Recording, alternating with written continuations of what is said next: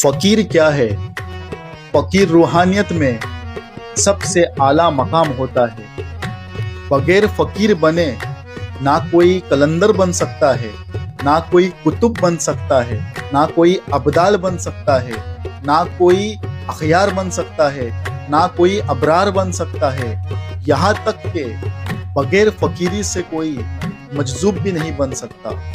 ये जो फकीरी है ये रूहानियत में बहुत ही बड़ा और बुलंद मर्तबा रखती है। फकीर को दुनिया क्या जाने, खाली आस्थाना बनाने के लिए 20 एकड़ 40 एकड़ जमीन लेके आस्थाना बना के खिलाफत लेके बैठने वाले का नाम फकीर नहीं, वो मशाइख है। लेकिन सबसे बड़ा जो मकाम होता है वो फकीर का होता है। हद हद तपे सो औलिया, बेहद तपे सो पीर। हद हद तपे सो औलिया, बेहद तपे सो पीर। हद अनहद दोनों तपे, वाको नाम फकीर। यानी जो हद में अपनी हद में जो रियाजत और इबादत और मुशाहिदे रब्बानी करे उसी का नाम होता है औलिया। और जो हद से बाहर इबादत और रियाजत और मुशाहिदे रब्बानी करे, हद से बाहर, उसको कहते हैं पीर।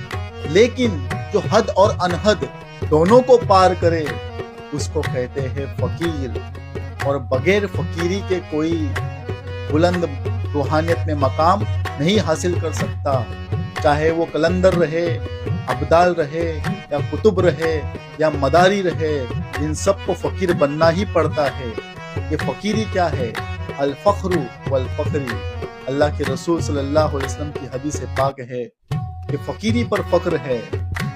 याद रखना फकीर क्या होता है। फकीर के फे में फना फिल्ला होता है, फकीर के काफ में कनात होती है, फकीर के ये में याद रब्बानी होती है, यकीन कामिला होता है, और फकीर के रे में रियाजत होती है। याद रखना फकीर उसी को कहते हैं जो अपनी जात से निकल कर जाते रब्बानी में महव हो जाए, गुम हो जाए, और अपने आप को फना कर दे, उसी का नाम है फकीर।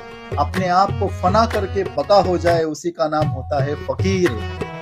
अस्सलामु अलैकुम व रहमतुल्लाहि